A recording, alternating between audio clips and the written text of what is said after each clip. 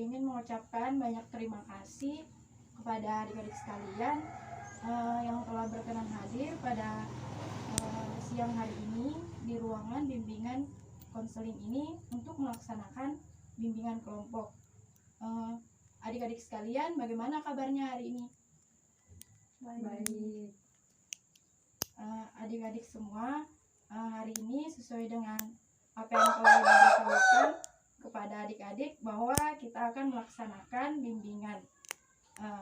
Apakah adik-adik di sini sudah pernah mengikuti kegiatan bimbingan kelompok? Pernah.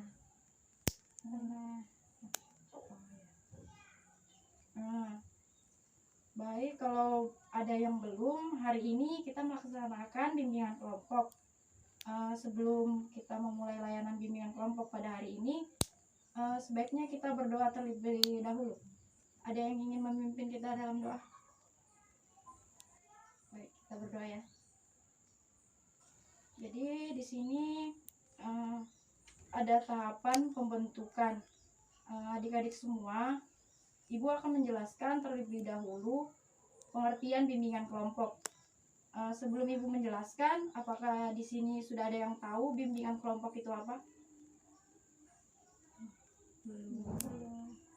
Belum ada ya.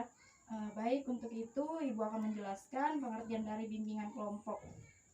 Bimbingan kelompok ini adalah bantuan yang diberikan kepada kelompok-kelompok kecil yang terdiri dari 2 sampai 10 orang. Agar peserta didik ini mampu untuk melakukan keterampilan hidup yang dibutuhkan. Baik adik-adik sekalian, apakah bisa dipahami mengenai pengertian dari bimbingan kelompok?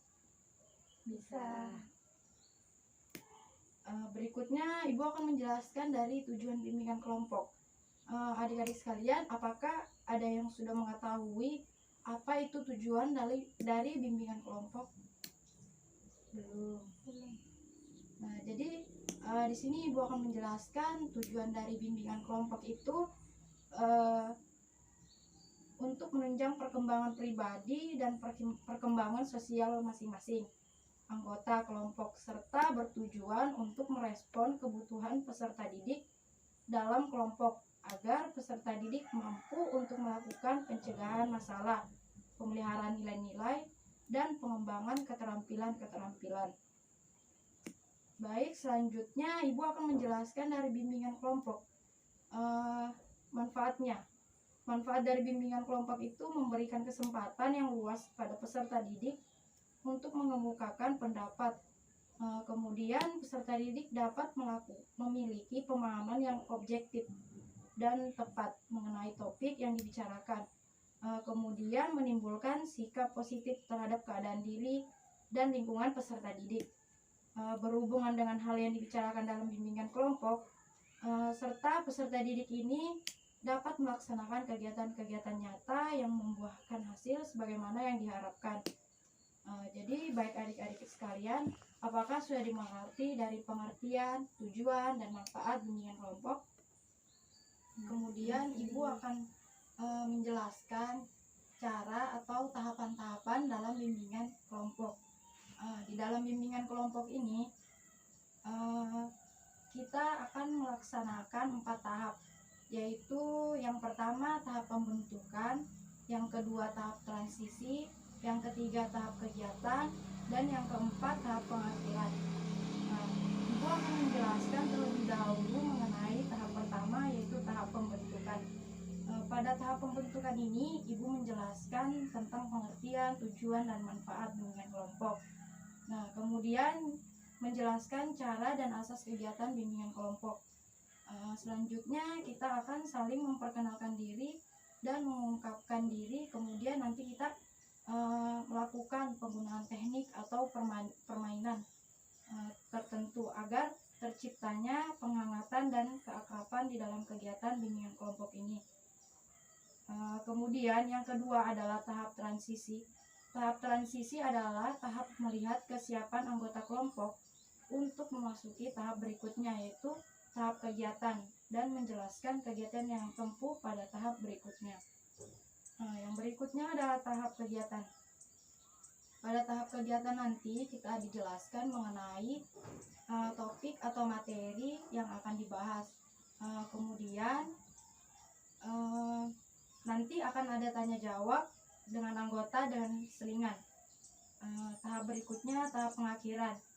Di tahap pengakhiran nanti pemimpin kelompok akan menyampaikan bahwa kegiatan bimbingan kelompok akan berakhir. Setelah itu meminta anggota kelompok untuk menyampaikan kesan dan pesan serta akan membahas kegiatan lanjutan. Apakah bisa dipahami adik-adik semua? Bisa. Nah, berikutnya Ibu akan menjelaskan dari asas dalam bimbingan kelompok, yaitu antaranya yang pertama asas kerahasiaan, yang berarti anggota kelompok harus menyimpan dan merahasiakan informasi yang dibahas di dalam kelompok, terutama hal-hal yang tidak layak diketahui oleh orang lain.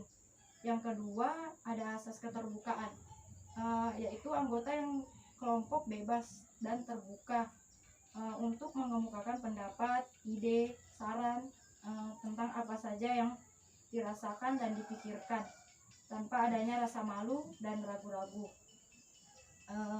Yang ketiga itu asas kesukarelaan. Asas ini setiap anggota kelompok dapat menampilkan diri secara spontan tanpa adanya paksaan oleh teman lain atau pemimpin kelompok. Yang keempat asas kenormatifan, yaitu semua anggota kelompok dibicarakan dalam kelompok tidak boleh bertentangan dengan norma-norma dan kebiasaan yang berlaku. Baik adik-adik, apakah dari asas-asas bimbingan kelompok bisa dipahami? Bisa. Baik adik-adik sekalian, selanjutnya kita akan memperkenalkan diri masing-masing. Di dalam perkenalan diri ini, adik-adik harus menyampaikan nama, kelas, cita-cita. Mungkin itu dari sebelah kanan saya. Perkenalkan, nama saya Aina Salsabila, kelas 12 IPS 2, cita-cita guru. Perkenalkan, nama saya Meliana Sintike, kelas 11 IPS, cita-cita guru. Ya, selanjutnya. Perkenalkan, nama saya Filadelfi Yuskayani Pakasi, kelas 10 IPA, cita-cita dokter. Terima kasih ya. Baik adik-adik sekalian, semuanya sudah memperkenalkan diri. Selanjutnya Ibu memperkenalkan diri. Perkenalkan, nama saya Yudit Arselia Rahayu. Saya tinggal di Marangkayu. Cita-cita saya jadi guru. Mungkin itu saja yang dapat saya sampaikan. Selanjutnya adik-adik semua kan sudah mengenal nih teman-temannya.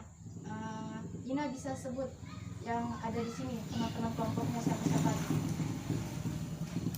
Meliana sama Selanjutnya Meli, Aina sama Filadelfi. Delvi. Aina sama Meliana. Oh baik, adik-adik sudah mengenal semuanya ya teman-temannya. Baik adik-adik sekalian, di sini untuk mengakrabkan kita semua, di sini Ibu mempunyai sebuah permainan yang kita akan mainkan itu nyanyi sambil berhitung. Tapi nanti saya dulu baru nanti Ina sebut. Misalnya gini, 2 ditambah 2 sama dengan Ina. Nah lanjut sama dengannya.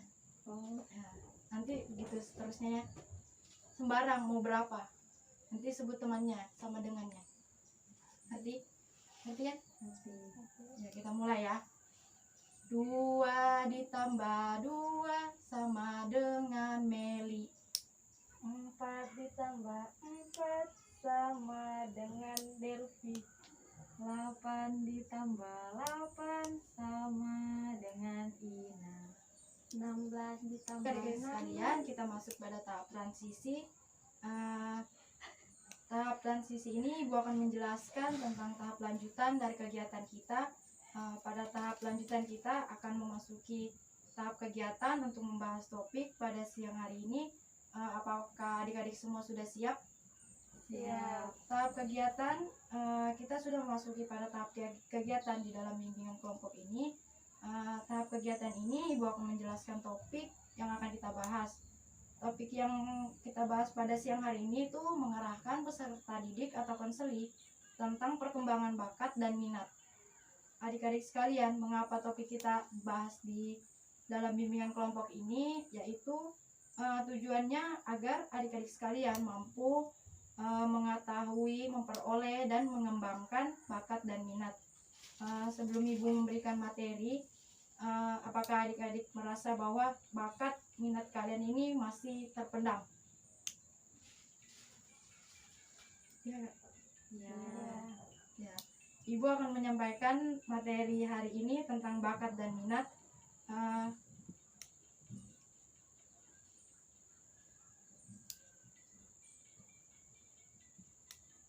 Baik, Ibu akan menyampaikan materinya itu tentang bakat dan minat. Ibu akan membahas bakat dan minat karena bakat dan minat ini sangat berkaitan dengan perencanaan adik-adik untuk menentukan setelah lulus SMA atau mau lanjut kuliah atau bekerja nih. Dengan demikian, adik-adik menjalankan dengan enjoy, dengan tekanan karena ada adik lakukan dan adik kembangkan sesuai dengan bakat dan minat yang ada dalam diri adik-adik. Yang pertama, Ibu akan menjelaskan tentang mengenai bakat. Bakat ini merupakan kemampuan yang ada dalam diri seseorang sejak lahir, di mana kemampuan tersebut dapat digunakan untuk mempelajari sesuatu dengan cepat dan dengan hasil yang baik.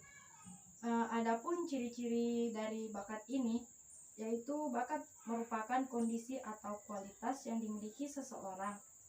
Bakat juga memungkinkan seseorang untuk mencapai prestasi dan bidang tertentu, bahkan mempunyai daya imajinasi yang kuat, yang senang mencoba hal yang baru.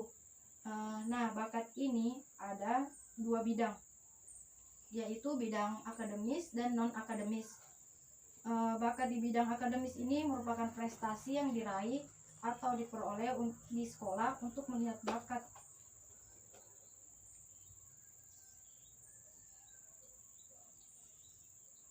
di bidang akademis dapat dilakukan dengan melihat dengan atau merinci nilai rapat kalian. Yang kedua itu bakat di bidang non-akademis, yaitu prestasi di bidang seni, olahraga, dan keterampilan. Misalnya ini kalian di bidang seni kayak nari gitu. Kalau olahraga itu di bidang kalian main voli, bulu tangkis, berenang, dan lain sebagainya. Terus di keterampilan itu ada kayak menjahit, jadi seperti itu. Nah, selanjutnya Ibu akan membahas minat. Apa kalian tahu itu minat apa? Jadi minat ini merupakan faktor utama dari pengembangan bakat. Kata minat lebih menggambarkan motivasi kalian yang mempengaruhi perhatian, berpikir, dan berprestasi. Minat itu ada dua bidang, yaitu minat di bidang akademis dan minat di bidang pekerjaan. Minat akademis ini berkaitan erat dengan masalah sekolah. Misalnya setelah lulus kalian akan merencanakan kuliah atau bekerja. Yang kedua, minat akademis ini sangat berhubungan dengan mata pelajaran yang kalian senangi. Selanjutnya, minat di bidang pekerjaan. Minat ini merupakan pendorong dan mencapai cita-cita kalian. Misalnya nih, Meli cita-citanya jadi guru. Pasti dia sering nampil, misalnya di tempat umum atau gereja. Pasti dia sudah pede untuk menyampaikan hal-hal yang akan dia sampaikan. Jadi suatu minat merupakan kecenderungan atau arah keinginan terhadap sesuatu untuk memenuhi dorongan hati. Minat juga merupakan dorongan dan diri yang mempengaruhi gerak dan kehendak terhadap sesuatu dan mewujudkan pencapaian tujuan dan cita-cita menjadi keinginan. Nah, jadi seperti itu. Minat juga merupakan suatu pengetahuan yang dikenal lebih dulu, baru setelah mengenalnya akan timbul keinginan untuk mewujudkan keinginan tersebut. Contohnya ini, ketika Delphi menyukai mata pelajaran matematika, jadi nanti kalau misalnya kuliah itu bisa mengambil jurusan yang memang Delphi minati, seperti matematika, bisa jadi guru, bisa laboratorium matematika, bahkan bisa juga pada teknik.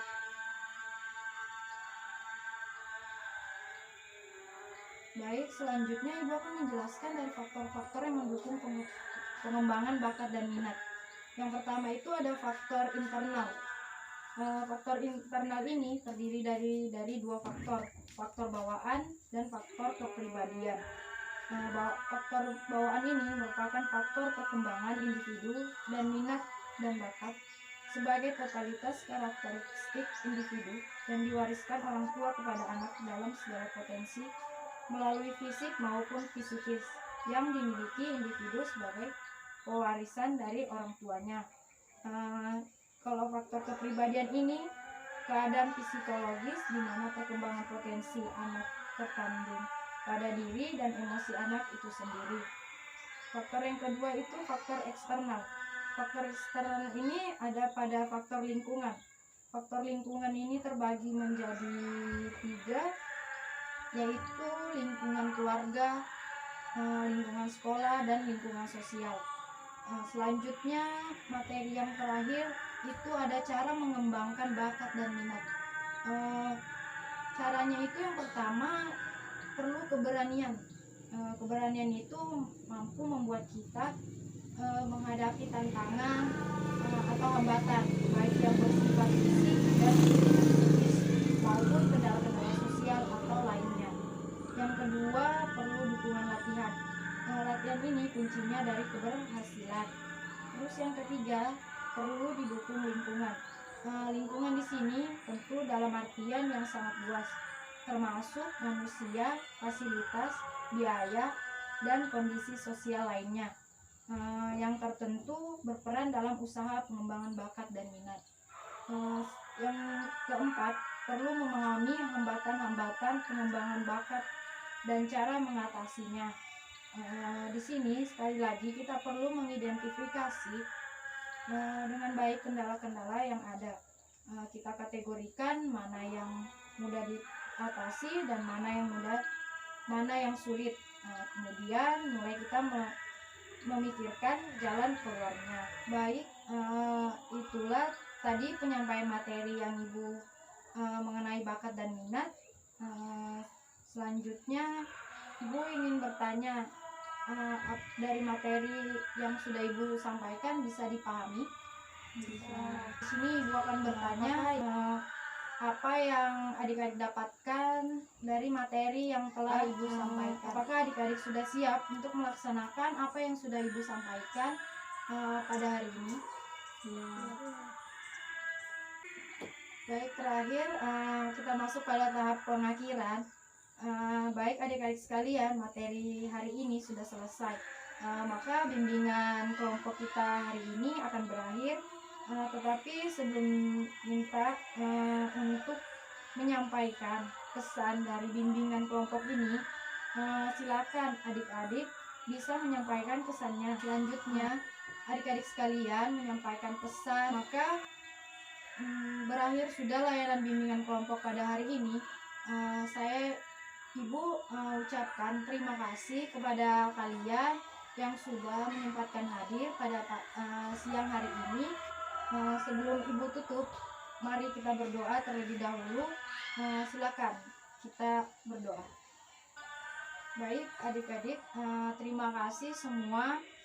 Tetap semangat, jaga kesehatan. Ibu akhiri, selamat siang. Ya.